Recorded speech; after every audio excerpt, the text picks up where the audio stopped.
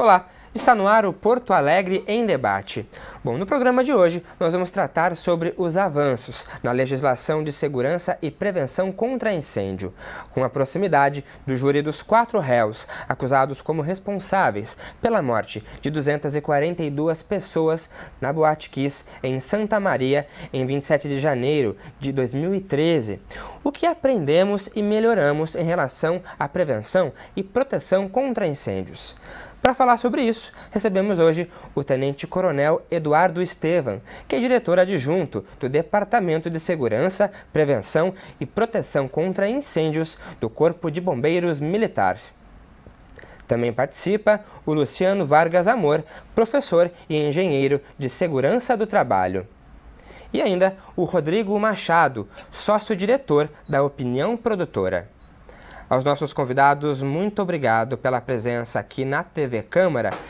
Coronel, começo com o senhor, então, lhe questionando o que mudou, com a Lei Kiss aqui no Rio Grande do Sul, no Brasil, na verdade, Nós tivemos aí dispositivos que começaram com uma legislação complementar aqui no estado, alguns decretos e, por fim, em 2017, uma legislação federal aí que melhorou, digamos assim, as várias regras para que os empreendimentos comerciais, as residências, os prédios residenciais possam ter rigor, com relação à proteção contra incêndio. Eu gostaria de entender, num primeiro momento, o que mudou de forma mais efetiva com a legislação.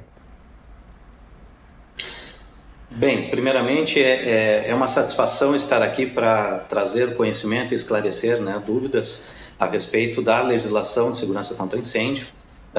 E contar com essa qualificada discussão com o Luciano Vargas, que está aí, meu colega de faculdade, inclusive, ao qual saúdo, e o nosso diretor da Opinião Produtora, dizendo, claro, que advindo do incêndio na Boate Kiss, na cidade de Santa Maria, nós tivemos, sem dúvida, uma percepção de risco modificada, subitamente modificada, a qual gerou a nível nacional discussões diversas do nível ideal de segurança contra incêndio nas edificações. Essas discussões, trazendo para o Rio Grande do Sul, trouxe resultados positivos. Não estou aqui dizendo que talvez que estejamos no ideal, mas sem dúvida tivemos sim patamares elevados, de aprimoramento da segurança contra incêndio no estado do Rio Grande do Sul. Vejamos o primeiro, o artigo 5º na lei estadual, que inseriu a obrigatoriedade para todas as licenças estaduais e municipais da apresentação do alvará de prevenção e proteção contra incêndio. Então, com esta apresentação obrigatória, faz com que todos os estabelecimentos, então, priorizem, coloquem, instalem as suas medidas de segurança e obtenham o seu licenciamento para, posteriormente, ter a sua licença de funcionamento ou carta de habite. Isso, anteriormente a 2013, não havia esta vinculação, a não ser em leis municipais que, porventura, colocassem esse artigo, vamos dizer assim, esta vinculação. O artigo 5º, ele fez essa determinação. Eu gostaria de realmente fazer também uma ressalva, de que a lei estadual de segurança contra incêndio ela é datada de 1997, ou seja, já existia a obrigatoriedade da instalação da segurança contra incêndio nas edificações. No entanto, digamos que a não vinculação com essas licenças de funcionamento fez com que realmente tivéssemos, um segundo plano em relação à importância do licenciamento em segurança contra incêndio. Bem, disto, eu já levo a outro ponto relevante que foi modificado. Com o advento, então, da modernização da legislação de segurança contra incêndio, Lei 14.376, Decreto 51.813 e toda a sua regulamentação, com todo esse arcabouço legal, veio, então, a importância e veio a concretização do projeto de segurança contra incêndio como um projeto complementar importante, um projeto complementar que se vê, que se deve ser visto, concebido, desde das primeiras discussões, né, de concepção de uma obra. Então, vemos, primeiro ponto, né, de fortalecimento, a obrigatoriedade da licença de segurança contra incêndio para as licenças de funcionamento. Segundo ponto, né, a relevância ou a elevação de patamar da segurança contra incêndio a um nível de projeto de segurança contra incêndio, colocado, então, né, ao mesmo nível dos demais, como instalações sanitárias, elétricas, estruturais, ou seja, há uma imbricação, né, as medidas de segurança contra incêndio, elas permeiam todos esses projetos complementares. Né? Nós temos diversas ações e medidas que são implementadas dentro destes temas. Tá? E um terceiro aprimoramento que houve foi a inserção de conhecimentos, né, ou de matérias que já eram difundidos, já existiam, já eram sólidos em outros países, como Estados Unidos ou países da Europa. Coronel, é importante o senhor mencionar esses aspectos aí, e eu gostaria que o senhor pudesse continuar falando sobre isso depois, de forma um pouco mais aprofundada também, até por questão do tempo. Eu queria aproveitar e perguntar justamente para o Luciano, né? Porque o senhor falava aí, né, sobre esses aspectos importantes aí de aprimoramento com a lei e para esse plano, esse projeto. E é importante dizer, né, Luciano, que para a implementação disso, vários atores aí, eles são muito importantes, desde o proprietário até a prefeitura, para que, né, a proteção e a prevenção sejam efetivas. Eu gostaria que tu pudesse comentar, então, nesse primeiro momento, o que compete a cada ator envolvido nesse processo. Perfeito, então, Felipe. Bom, queria agradecer também o convite, né, e saudar, né, além do Rodrigo, da opinião, meu ex-colega de faculdade, o Tenente Coronel Estevão, e já pegar um gancho dele com uma palavra que o Tenente Coronel Estevão falou mais de uma vez e que, né, colocou da melhor forma possível. A importância que foi dada a um projeto de incêndio hoje, que realmente no passado não tinha essa relevância tão grande porque não ficava vinculado a, por exemplo, um ABITS, né, um alvará de funcionamento das edificações. Então, hoje a gente observa, né, que até a legislação deixou mais claro uma série de itens para nós profissionais, né, que existem basicamente, né, três entes, né, diretamente, né, solidariamente responsáveis à elaboração dos projetos, à execução e implementação. O primeiro é o Estado, né, na voz e vez do Corpo de Bombeiros, né, que elabora as leis, as fiscaliza os projetos, né, elaborados pelos profissionais e fiscaliza a implementação das edificações. No segundo momento, os profissionais, os responsáveis técnicos que elaboram os projetos de prevenção contra incêndio. E terceiro, por último, e não menos importante, a responsabilidade do proprietário ou do responsável pelo uso da edificação, que precisa, né, dar o passo inicial de identificar que a sua edificação não possui um PPCI, por exemplo, ou possui um alvará de PPCI vencido, ou existe um novo negócio que vai ser implementado em alguma edificação, seja ela nova ou existente, e que precisa, sim, de um alvará de PPCI para que, então, essa empresa, esse condomínio, essa edificação receba também o seu alvará de funcionamento ou o seu ABITS, né, que é o documento da prefeitura que diz que esse prédio pode, sim, ser utilizado e habitado por pessoas. Então, eu vejo que foi dada a devida importância a um projeto de incêndio, né, com a implementação da Lei 14.376, que é a Lei KISS, né, como a gente costuma falar muito no mercado, né, e surgiu uma necessidade da sociedade como um todo, né, perceber a importância desse projeto, a importância de um alvará de PPCI, não somente para que as empresas e os edifícios e os condomínios consigam o seu ABITS, o seu alvará de funcionamento, mas sim a questão da prevenção, né, da gente salvar vidas e evitar, né, que uma nova tragédia como aconteceu na Boate Kiss venha acontecer novamente na nossa sociedade, mais especificamente, né, no estado do Rio Grande do Sul. Certo. Bom, e nesse sentido, que o Luciano traz aí, né, Rodrigo, sobre essa preocupação também de toda a sociedade. E começa aí pelos proprietários. Eu queria entender como é que tem sido para vocês os desafios de implementar esses regramentos, o PPCI. Vocês consideram que são muitas exigências? Como é que tem sido para vocês? Primeiro quero agradecer o convite. O Coronel Estevam, que hoje é coronel, mas trabalhamos desde o tempo que era capitão, né? O capitão Estevam, conheci o capitão Estevam.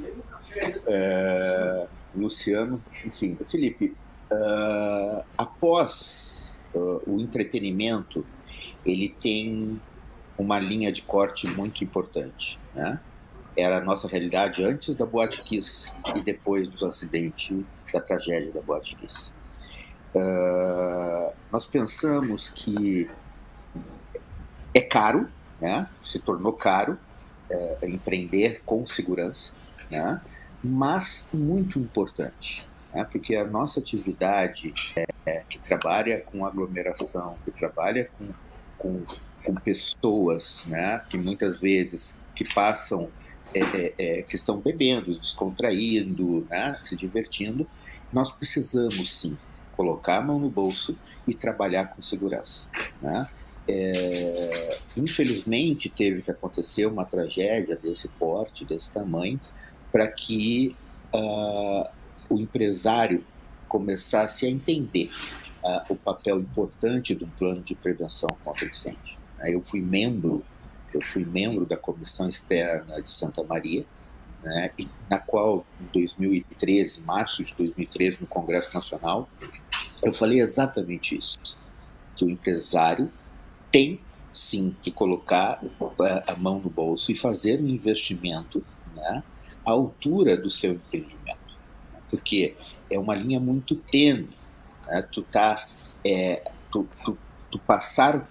Se acontecer uma tragédia e tu não está regulamentado conforme a legislação do plano de prevenção contra incêndio, tu é um criminoso, né?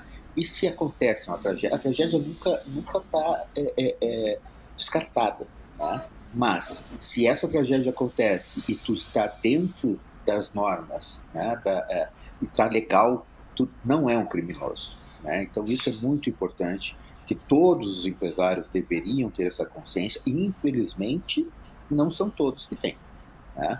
E aí a gente precisa trabalhar com denúncia, se for o caso, porque isso coloca em risco toda uma cadeia. Sim. Importante esse teu relato, Rodrigo, para mencionar a dimensão realmente da situação e a importância de se trabalhar com a prevenção e proteção. E voltando então, Coronel, eu gostaria que o senhor pudesse esclarecer para a gente o seguinte: segundo a lei, empreendimentos que têm baixo e médio risco de incêndio, eles não teriam a exigência de contar com o PPCI, mas podem fazer, né, um certificado autodeclaratório de licenciamento do Corpo de Bombeiros, né? Quer dizer, o proprietário vai lá, né, o microempreendedor, faz esse certificado que é online, até queria que o senhor explicasse isso, mas como é que fica a fiscalização, se de fato ele vem cumprindo ali as exigências, Coronel? Vamos tentar esclarecer o mais rápido, né, possível, mas de forma eficaz. Não podemos confundir o licenciamento, que é o alvará, com o processo de licenciamento, que é o passo a passo de como chegar e obter o alvará, tá? Os processos de licenciamento, eles são proporcionais às características dos prédios que tornam eles com potencial de um incêndio ser mais severo ou então menos severo, ser menor, de menor potencial. O que acaba sendo realizado, então, dessa forma, é que já advindo, né, de diretrizes nacionais, desde 2006, com as leis federais que criaram, né, a Rede Nacional de Simplificação Processual e agora também a legislação relacionada à liberdade econômica, né, é que se definiram processos autodeclaratórios, né, em que as edificações que contenham características que geralmente são características de menor tamanho, de grau de risco baixo ou médio, geralmente, né, elas podem, né, obter o seu licenciamento através destes processos chamados simplificados. Né. Acontece que ter o processo de licenciamento simplificado não quer dizer que não tenha que obrigatoriamente instalar as medidas de segurança. Uma coisa é o processo de licenciamento, outra são as exigências técnicas de implementação das medidas de segurança. Ou seja, todo proprietário, todo responsável, né, pelos estabelecimentos devem sim providenciar a instalação das medidas de segurança antes de acessarem o licenciamento simplificado. Então, após a instalação, acessam o processo simplificado de forma autodeclaratória e muito mais fácil obtêm o seu licenciamento, mas ficam à disposição da fiscalização do Corpo de Bombeiros Militar. O Corpo de Bombeiros Militar, em cada regional, realiza as suas fiscalizações periódicas. Obviamente, né, as edificações são muitas, das quais, então, dentro de um planejamento, elas são, então, verificadas. Afora isso, há também solicitações do Ministério Público, Poder Judiciário, ao qual demanda ao Corpo de Bombeiros Militar a fiscalização, a vistoria extraordinária destes empreendimentos. Então, novamente frisando e finalizando, né, existem processos de licenciamento mais simples, de preenchimento e tramitação eletrônica, mas eles não denotam, né, ou melhor dizendo, eles obrigam, da mesma forma, a necessidade de contratação e instalação técnica das medidas de segurança. Certo. Bom, Luciano, e para complementar isso que o coronel está dizendo, para a gente entender um pouquinho mais, o que seriam esses empreendimentos de baixo e médio risco de incêndio? E quando o coronel traz também sobre ter que cumprir essas medidas de segurança, isso necessariamente é ter um plano ou não? Bom, Felipe, eu acho que eu vou complementar o coronel Estevam, falando, é claro que existem uma série de critérios técnicos para a gente avaliar qual é o tipo de processo que uma edificação vai ter que ser submetida, né, para ter, digamos, a sua prevenção. Mas em linhas gerais e basicamente, nós temos basicamente três tipos de processos, né, que seria o CLCB, que é o Certificado de Licenciamento do Corpo de Bombeiros, o plano simplificado, que ainda há uma subdivisão entre plano simplificado de risco baixo e de risco médio. O CLCB e o plano simplificado de risco baixo são para edificações, são as edificações onde o proprietário, o responsável pela edificação, pode fazer sim esse processo, né, de forma autodeclaratória. Já a partir do plano simplificado de risco médio, existe a responsabilidade de ser encaminhado, elaborado por um responsável técnico, assim como os planos completos, né? E como eu falei, embora exista uma série de critérios e requisitos técnicos para a gente verificar qual tipo de processo, eu vou falar em linhas gerais aqui, né, o que pode facilitar para quem, né, não é da área e está acompanhando o programa de hoje. Basicamente, uma edificação, se ela tiver um grau de risco baixo ou médio, e até 200 metros quadrados, ela pode vir a ser enquadrada como o CLCB que eu falei, o Certificado de Licenciamento. Como eu falei, ressalto, né, existem outros requisitos técnicos, mas em linhas gerais são edificações de até 200 quadrados. Os aplicados de risco baixo ou médio são para edificações de até 750 metros quadrados. E aí, a partir dessa área, de áreas superiores, seriam os planos completos. Mas, como eu falei, em linhas gerais, né, porque existem outros critérios técnicos, e daí a importância, né, de se consultar um profissional para que ele possa identificar qual é o tipo de processo que aquela edificação precisa ser submetida e fazer o devido encaminhamento ou orientação para esse proprietário. A gente percebe que depende muito, né? São vários pontos a serem realmente destacados e que a gente precisa levar em consideração. Depende muito da realidade de cada empreendimento também. E nesse sentido eu queria, Rodrigo, que tu esclarecesse para a gente também, nesse processo aí, né, de encaminhar esses pedidos, se vocês têm percebido alguns entraves, alguma morosidade no retorno disso também. Não, hoje eu penso que lá no começo, né, da legislação, o processo ele era mais moroso, até pela questão da novidade e da complexidade, né? Hoje nós percebemos que tem uma agilidade, né, do Corpo de Bombeiros, tanto na aprovação de projetos quanto na fiscalização e a emissão do alvará do APPCI, né? Destacando novamente, né, o processo lá no começo, que era novidade para todo mundo, né, todas as exigências que foram se adequando durante esses anos, né, mas hoje flui com tranquilidade. E você tem observado os seus colegas, enfim, os proprietários, eles de alguma maneira conseguiram ter essa tomada de consciência sobre essa importância desse processo, ou ainda eles percebem muitas dificuldades, até realmente, como você disse no começo, pelo custo também, o custo-benefício desse processo? O que eu costumo dizer, né? De novo, reforçando, é caro, né? Estar dentro da legislação é bastante caro e complicado. Existem sim ainda empresários que não têm a devida consciência, né? Sempre acham que está sendo pedido demais e que não poderia ser de outra forma, mas o que eu sempre falo, né? Que se existe uma legislação, se existe uma norma técnica, porque alguém estudou aquilo. Então nós temos que simplesmente respeitar o processo.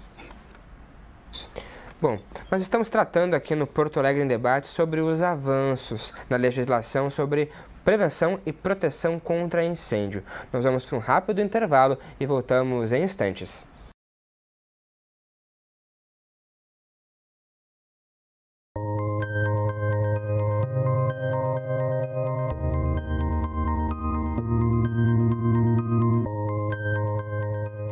Rio Grande do Sul, um dos estados mais populosos do Brasil, com aproximadamente 11 milhões de pessoas em 497 municípios. Com muitos habitantes de diversas classes sociais, existem pessoas que sofrem com direitos violados e não podem recorrer à justiça devido a razões financeiras.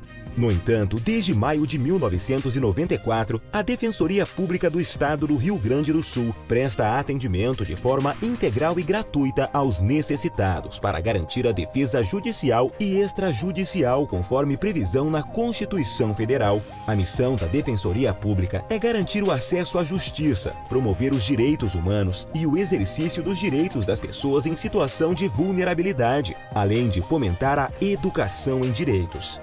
De forma humana e igualitária, a Defensoria Pública atua na defesa dos direitos das famílias, orientando homens, mulheres, pais e responsáveis em conflitos familiares, no direito à saúde, efetivando o acesso a medicamentos e tratamentos que os cidadãos não podem pagar, na defesa das mulheres, aplicando medidas para protegê-las da violência doméstica, e dos cidadãos de grupos vulneráveis, como idosos, crianças e adolescentes, população de rua, população LGBT, privados de liberdade e acusados em processos criminais. A defesa também acontece na seara do consumidor, civil e da moradia, efetivando direitos e prestando assistência jurídica completa para promover a igualdade e a cidadania, assim como na proteção e acolhimentos das vítimas de violações, discriminação e homofobia. Direitos humanos são para todos e a Defensoria Pública é a instituição na qual os gaúchos confiam. Somente em 2018 foram mais de 1 milhão de atendimentos registrados do estado em suas 156 unidades, que atendem em todas as regiões do Rio Grande do Sul. Já são mais de 1.300.000 pessoas cadastradas no portal da Defensoria Pública, o que representa mais de 10% da população gaúcha. Isso significa que os cidadãos sabem que podem contar com a instituição, e a Defensoria não para. Com a finalidade de aprimorar a gestão dos recursos humanos, financeiros e materiais, desenvolve e executa projetos do planejamento estratégico para garantir a otimização do serviço público prestado à população. Para isso, tem utilizado métodos como a mediação e a conciliação de conflitos para proporcionar agilidade às demandas da sociedade. E os desafios são tão grandes quanto a dedicação de todos os defensores públicos, servidores e estagiários que trabalham na Defensoria. Até 2022, busca estar presente de forma plena em todas as 165 comarcas do estado do Rio Grande do Sul para atender à Emenda Constitucional 80. É a Defensoria Pública trabalhando para o povo gaúcho, promovendo os direitos humanos e garantindo o acesso à justiça.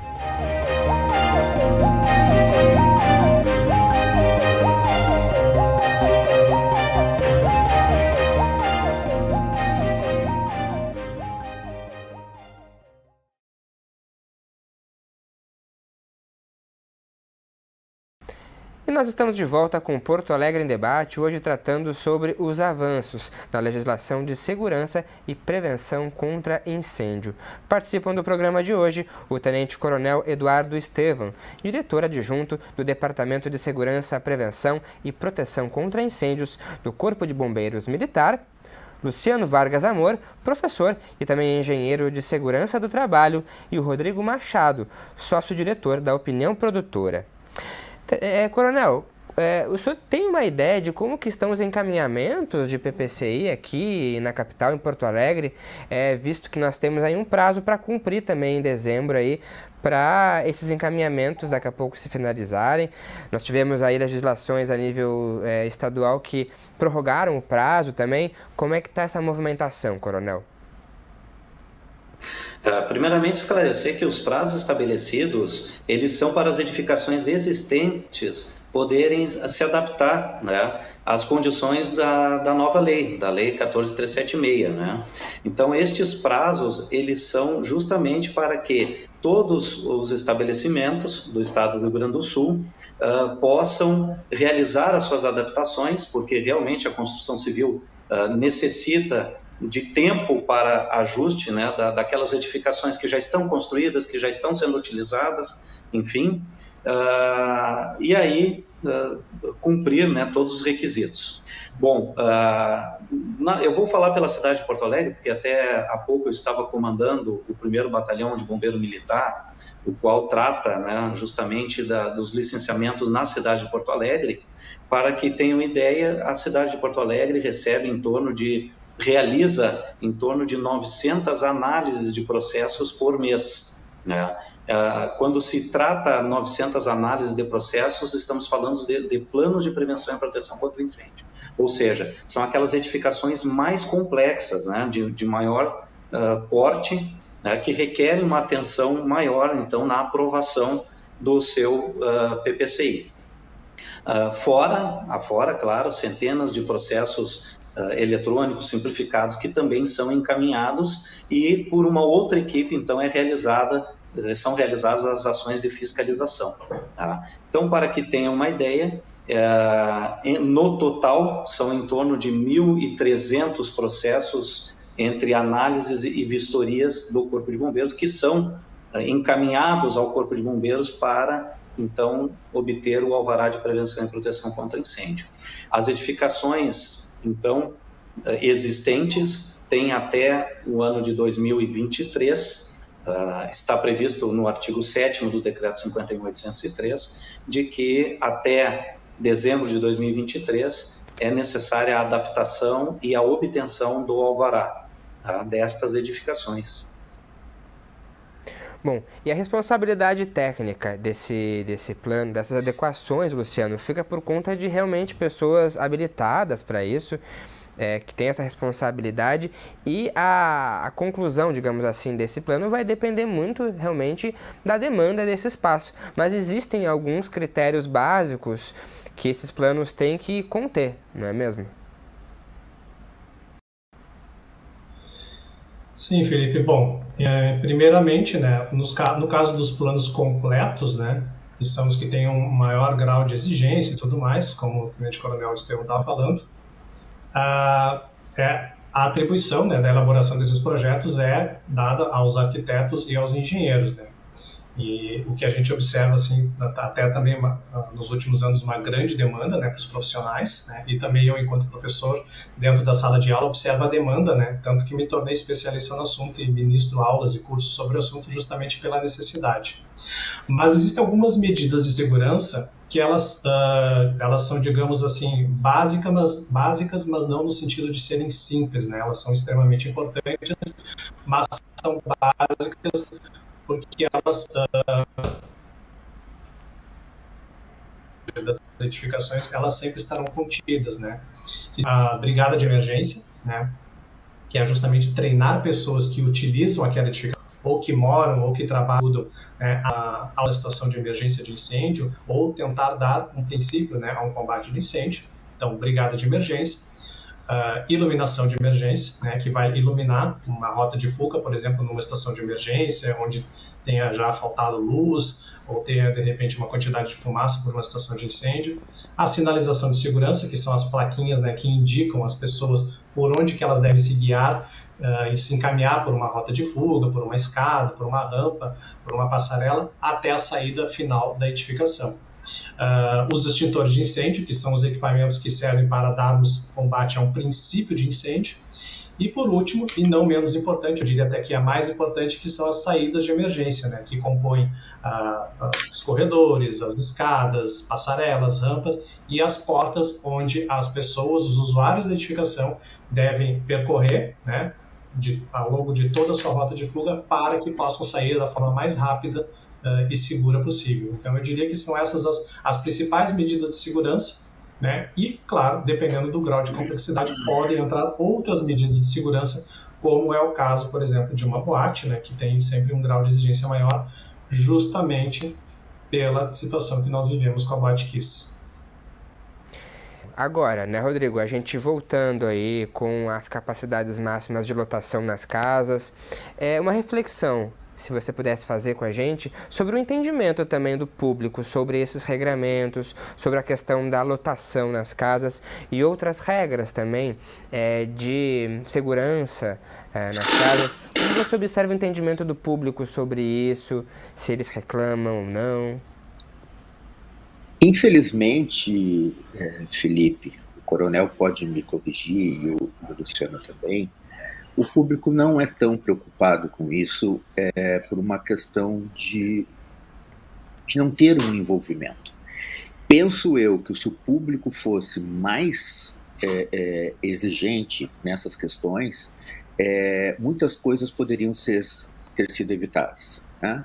Exemplo que aconteceu agora há pouco, lá na ilha, né, no meio da pandemia aí, dessas festas clandestinas, em locais não apropriados, né, para fazer aglomeração e eventos, que caiu lá o deck no Guaíba. Né?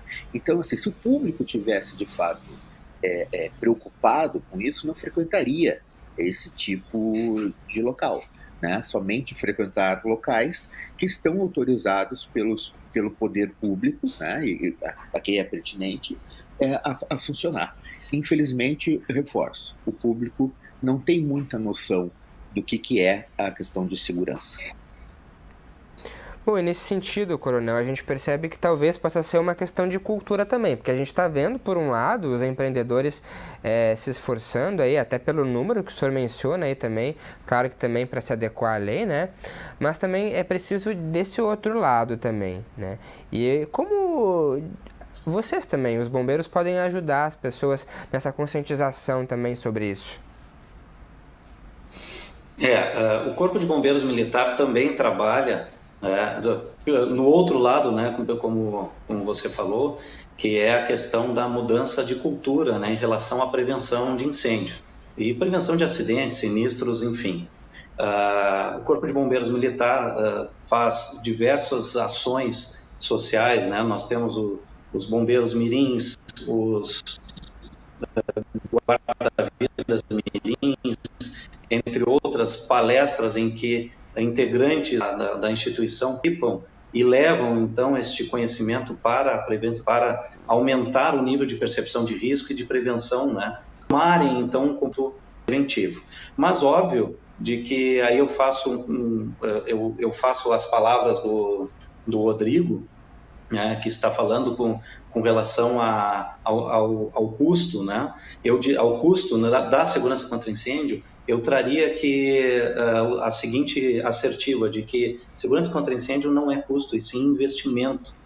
Por quê? Porque existe sim, desde 2017 foi redesenhado este processo de licenciamento, existe o compartilhamento de responsabilidades. E nesse compartilhamento de responsabilidades, o proprietário dos empreendimentos, né, ele é responsável sim pela segurança daquelas pessoas que acessam o estabelecimento para se divertirem, para comprarem, né, enfim, para as atividades que são oferecidas, então, ao cidadão. Tá? E ele, claro, apesar de ter uma cultura preventiva mínima, mesmo que fosse trabalhada essa cultura preventiva mínima, né, ele não tem a obrigação de se preocupar com tamanha relevância na questão da segurança contra incêndio dentro do estabelecimento. Por isso, as medidas de segurança contra incêndio, elas são concatenadas, elas são estudadas para que, em caso de sinistro, aquele cidadão, de acordo com a atividade que é desenvolvida no estabelecimento, no prédio, ele possa, de uma forma intuitiva, ser conduzido com segurança para o exterior, sem ferimentos, totalmente incólume. Então, a segurança contra incêndio ela é vista, então, para quem trabalha com isto, e deve ser vista para todo cidadão como um investimento na segurança, na integridade de quem busca os empreendimentos para se divertir, ou enfim, né, ou qualquer outra ocupação habitacional, ou qualquer outra utilização. Pois é, Luciano, e nesse sentido também eu queria te ouvir, o que você pode complementar com relação a isso também, e aos próprios empresários, que muitas vezes têm que procurar esse responsável técnico para fazer esses planos. Não sei se você percebeu alguma resistência nesse sentido para cumprir essas exigências. Com certeza, a gente sempre observa, né, uma certa resistência, primeiro porque, até como o Rodrigo estava dizendo, né, usou a palavra custo, né, o Coronel Estevão já usou a palavra investimento, né, então isso é uma das coisas que eu entendo que o profissional que está assessorando, realizando o projeto, ou tirando dúvidas, né, desse proprietário, desse responsável pela edificação, a gente conseguir conscientizar, né, essa pessoa, a importância, né, da elaboração do projeto e também a questão dos treinamentos, né, os brigadistas, como eu havia citado, né, eu acho que é muito importante, né, se a nossa sociedade entendesse a importância, né, de termos esse conhecimento, de termos essa cultura de segurança, né. Eu, inclusive, acho que todo e qualquer cidadão deveria, pelo menos uma vez na vida, passar por um treinamento, né, de brigadista ou de combate a incêndio, porque a gente nunca sabe quando isso pode acontecer. Isso pode acontecer no prédio que a gente mora, no prédio que a gente trabalha, que a gente estuda, pode acontecer dentro de um bar, dentro de um restaurante, dentro de uma boate, dentro de algum outro evento, né, que tenha grande quantidade de pessoas, e faz parte, sim, né, do entendimento da sociedade. Eu entendo também que o Corpo de Bombeiros faz um trabalho bem importante nesse sentido de conscientização, né, da nossa sociedade, né, da elaboração dos projetos, da parte, né, documental, do alvará, mas também da implementação das medidas de segurança dos locais, e que as pessoas saibam utilizar esses equipamentos, né, de combate a incêndio ou de alarme, de identificação, de detecção numa situação de incêndio, e que as pessoas tenham esse conhecimento, essa noção, seja ela intuitiva ou não, de que a gente de como devemos proceder e agir numa situação de incêndio. Então, eu acho que faz parte de todos os profissionais direta ou diretamente envolvidos, né? Os membros do Corpo de Bombeiros, os profissionais que elaboram os projetos, né?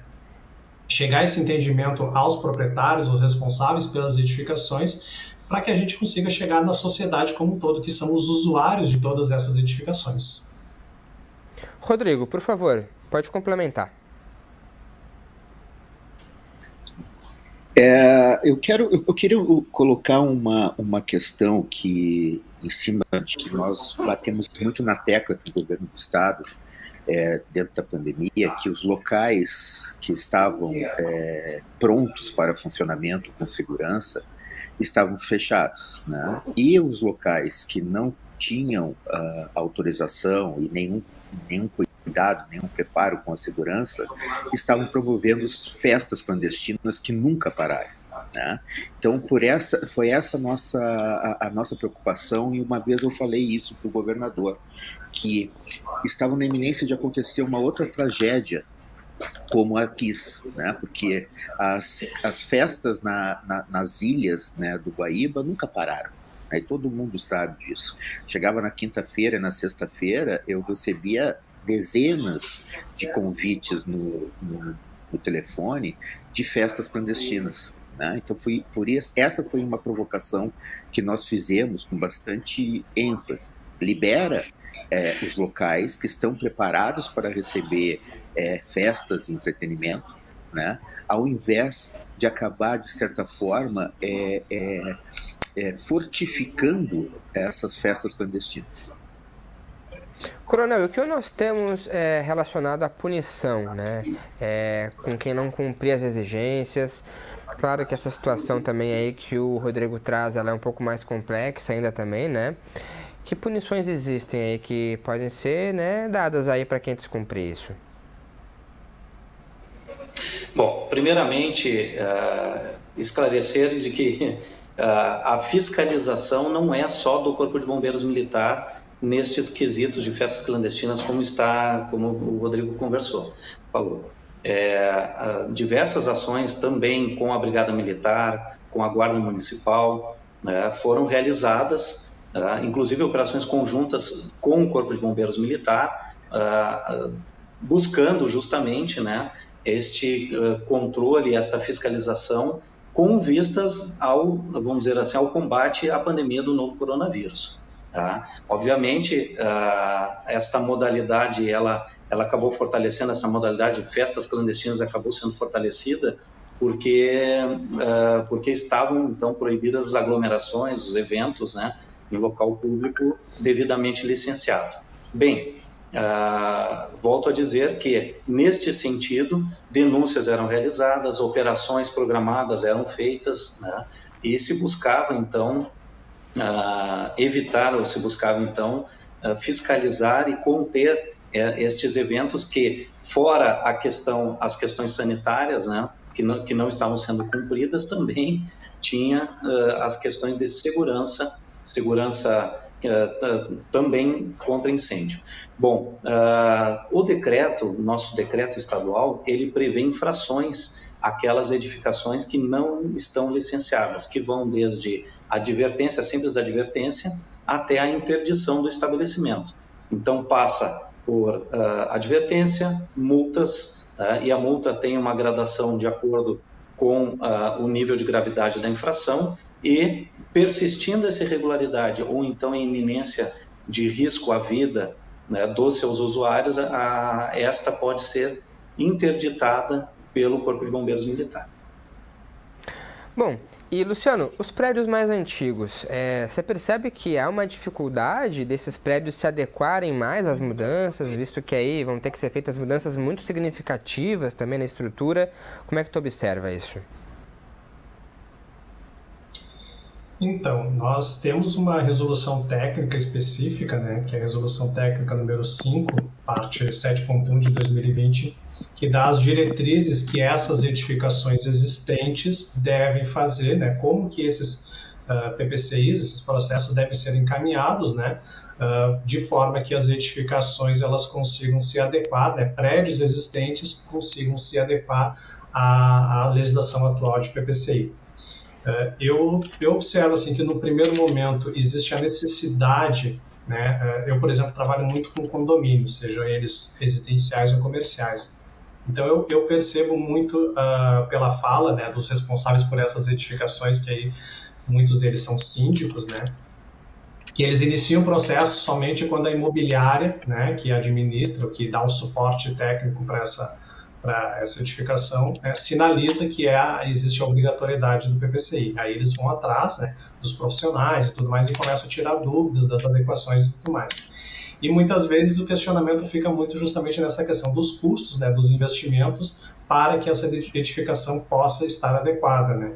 E Tem a questão a gente entende, né, que sim, que existe um investimento que muitas vezes é alto para adequar, mas eu também entendo que a legislação, né, no caso dessa resolução técnica número 5, parte 7, possui ferramentas, né, que nos facilitam a adequar a edificação de forma a aprovar os projetos e que eles possam ser devidamente implementados e executados para que as pessoas possam usar as edificações de forma segura. E uma das coisas que eu sempre costumo levar muito, né, quando esse síndico, esse proprietário entra em contato comigo, é que ele tem uma responsabilidade, né, civil, penal e criminal sobre aquelas pessoas que utilizam aquela edificação e que, em caso de incêndio, haverá a responsabilidade dele, né? Então, quando o proprietário, quando o síndico, né, o responsável pela edificação tem essa percepção, né, mais séria da responsabilidade dele, ele realmente começa a fazer, digamos, a encaminhar os seus trâmites, né? E isso é uma questão que, até como o Rodrigo estava falando, a gente vê que as empresas, né, donas de bares, de restaurantes e boates e tudo mais, acho que até pelo entendimento do que aconteceu com a KISS, né, as empresas sérias, elas buscam imediatamente a sua regularização ou mesmo, né, a elaboração do projeto antes mesmo da abertura de um novo local e tudo mais, até porque a legislação exige, né? Mas eu vejo muito essa questão em relação aos condomínios, onde eu trabalho muito assim, que ainda falta essa percepção dos responsáveis, de que existe a responsabilidade deles frente às pessoas que utilizam essa edificação. E nós estamos chegando ao final do Porto Alegre em Debate e eu queria pedir para que os nossos convidados pudessem fazer uma fala final, considerações finais aí sobre o assunto, o que pode melhorar daqui a pouco, o que pode avançar mais. Coronel, por favor. Bem, é sempre uma satisfação ter essa possibilidade de trazer conhecimento, de conversar com outros especialistas e sempre aprimorar no sentido de engrandecer a segurança contra incêndio nas edificações. Se podemos, então, deixar aqui uma mensagem, né, é de que todos os proprietários, todos os responsáveis pelos empreendimentos, estabelecimentos, ele tem a sua parcela, né, de responsabilidade na segurança pública, na segurança de todos os cidadãos. Então, concito a toda a população de que trate o tema segurança contra incêndio como de alta relevância para o convívio social em segurança. Obrigado, Coronel. Luciano, por favor, suas considerações. Bom, eu valido, né, e acompanho toda a fala do Tenente Coronel Estevam. Acho que é isso mesmo. A sociedade como um todo precisa entender, né, da responsabilidade de uma edificação estar segura em situação de incêndio para que todos possam utilizar as edificações. E da minha parte, enquanto professor, a minha principal fala é que eu percebo que muitos profissionais, né, da área de engenharia e de arquitetura, que são meus alunos, estão buscando esse conhecimento e essa qualificação para realizar os seus projetos da melhor maneira possível, da maneira mais rápida e efetiva possível, né, para obtermos a aprovação dos projetos o mais rápido possível, para que as pessoas possam utilizar as edificações de forma segura. E, enquanto engenheiro que elabora os projetos, eu percebo que ainda temos bastante a fazer, principalmente em relação aos proprietários ou responsáveis pela edificação, deles terem o entendimento da responsabilidade deles, né, para que a gente possa avançar e conseguirmos aí termos ou a totalidade ou a grande maioria, né, se não absoluta, mas quase que absoluta, das edificações adequadas à legislação de contra incêndio e que possamos utilizar as edificações de forma segura. Tá certo. Obrigado, Luciano. Obrigado, Coronel, também pelas considerações. Agradecemos também a presença do Rodrigo Machado, sócio-diretor da Opinião Produtora, que esteve com a gente. A você que nos acompanhou, muito obrigado pela audiência. Não esqueça que este e outros programas da TV Câmara você pode acompanhar por meio das nossas redes sociais. E também mais informações sobre o Legislativo no site da Câmara Municipal. Nos encontramos na próxima edição. Tchau!